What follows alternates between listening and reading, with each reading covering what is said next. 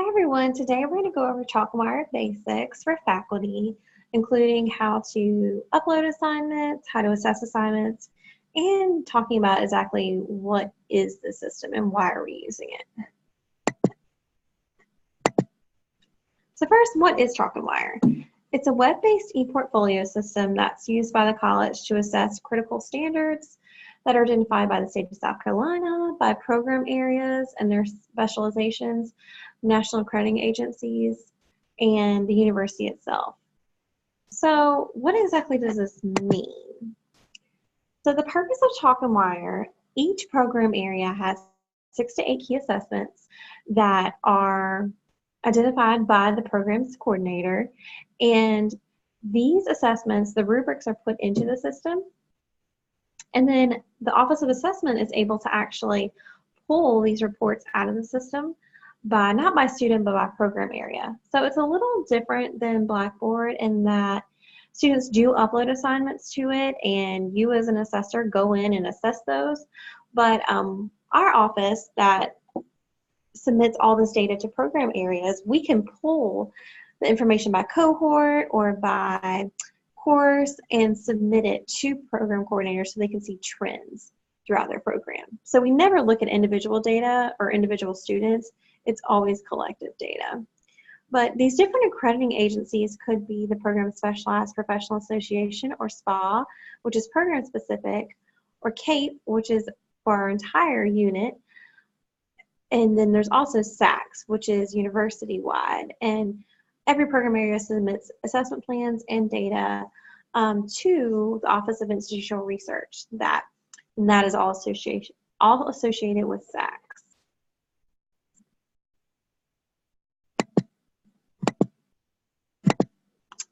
So who is required to have a Chalk and Wire account?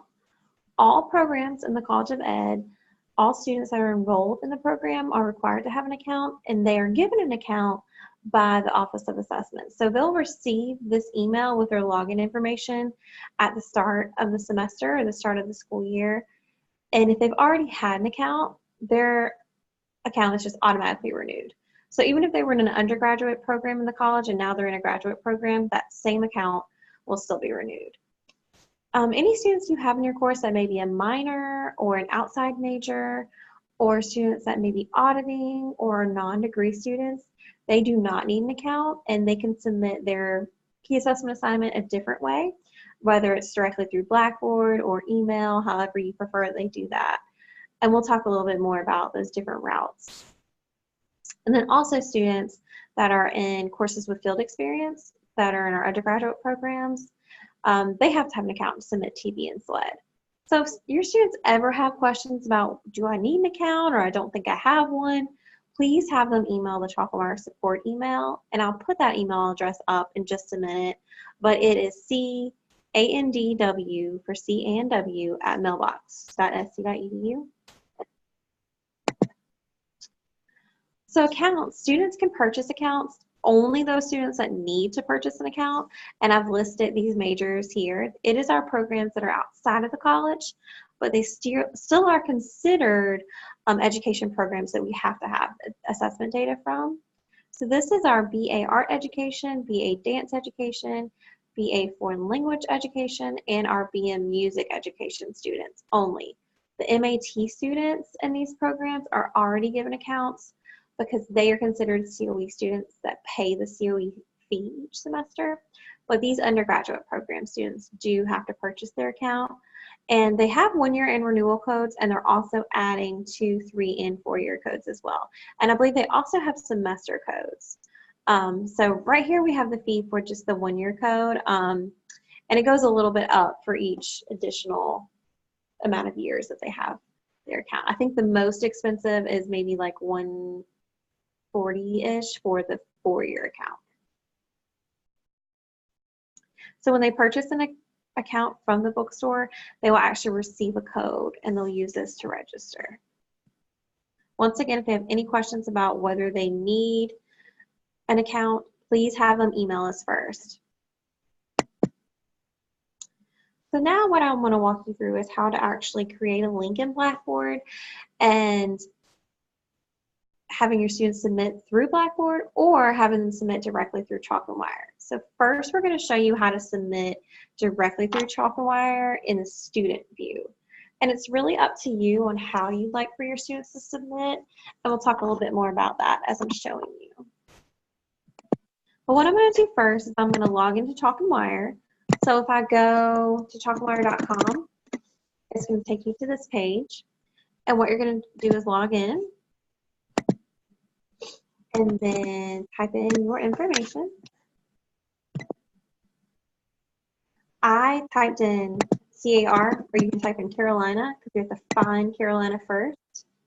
So once I do that, I'm going to click the University of South Carolina link.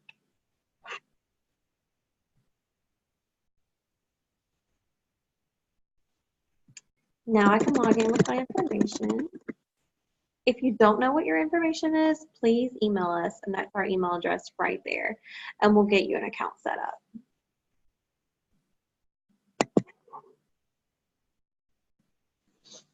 Okay, so once you're in, you'll see your dashboard. If it's your first time logging in, you may not see very much on your dashboard, and that's fine.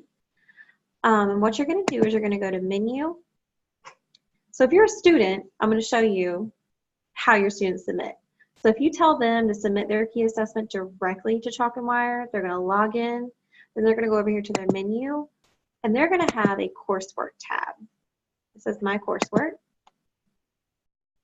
And then from here, if they've already submitted something before, they'll see their portfolio for their program already here, and they just need to click on it and then click Edit Portfolio. If they have never submitted anything before, they're going to have to actually create a portfolio. So we're going to create new portfolio, and I'm going to say that I am an early childhood student. So I'm just going to title my portfolio Early Childhood. It really doesn't matter what you title it. I could say Lisa's Early Childhood Portfolio. And then I'm going to select the table of contents, which is my program area. So I would select BA Early Childhood and then hit Create. If you happen to notice a third tab right here that says Select Department, just select all departments and then Early Childhood. Hit Create. So now I have the space where I can actually submit my assignment. So I would just click on the assignment itself. So let's say I'm submitting for EDEC 591. And then I would click Add Content, Add File. And from here, I would upload my file and insert it, and then hit Submit. So this is a step sometimes students miss. They'll upload it and think they're done, but they also have to go over here and hit Submit. So once I've done that, I can then close out of it, and I'll show you real quick how I can upload as an example. Just choose a file. I'm going to do this as an example, and then hit Insert, and then Submit. And then I would have to type in my professor's name. So if I'm submitting, I'm just going to enter in my name. I'll see that my name comes up, and then I'll hit Submit. And then from there, I'll be done. Now, if you want to actually create a link from Blackboard, all you need to do is log into your Blackboard account. And I've already have mine open. I'm on my Assignments tab. So I'm going to click here where it says Assessments. And I'm going to create, instead of clicking Assignment like I normally would, I'm going to click on Chalk and Wire. And then I'm just going to do an example here. I can add text to it. You can add attachments to it, anything that you normally would. But you do need to go down here to Enable Evaluation, enter in the points that are possible. So let's say it's 100 points. And then the rest of this can stay the same. You can add a due date if you'd like, and then hit Submit.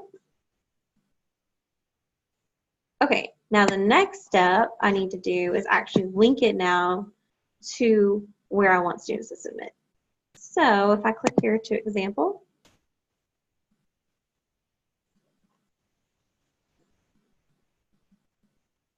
what I'm going to do now is I need to select my program area. So I'm pretending again that I'm an early childhood professor, so I'm going to click ITE, BA Early Childhood, and if the assignment is EDEC 591, I'm going to click Save. So now if my Blackboard page pops up at my dashboard, I know that I successfully linked it to the system.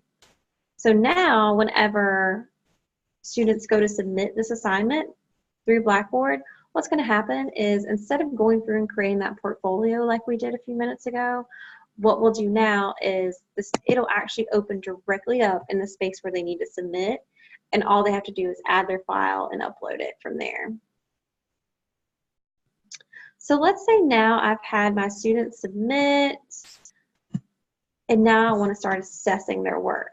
So when I log in, I can see, oh, I have one student who submitted to me right now. So I can click pending assessments, and I'll see it here, and I can click assess.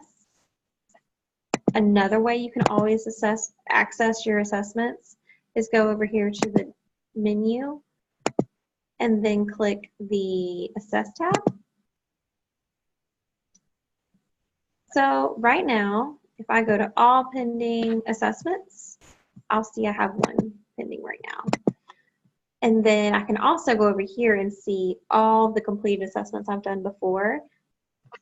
But right now I want to assess this one, so I'm going to click assess.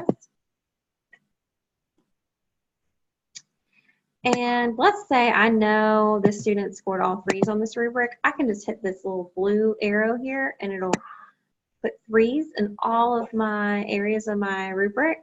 But then I'm like, oh, I know she scored a 2 here. Then I can change that.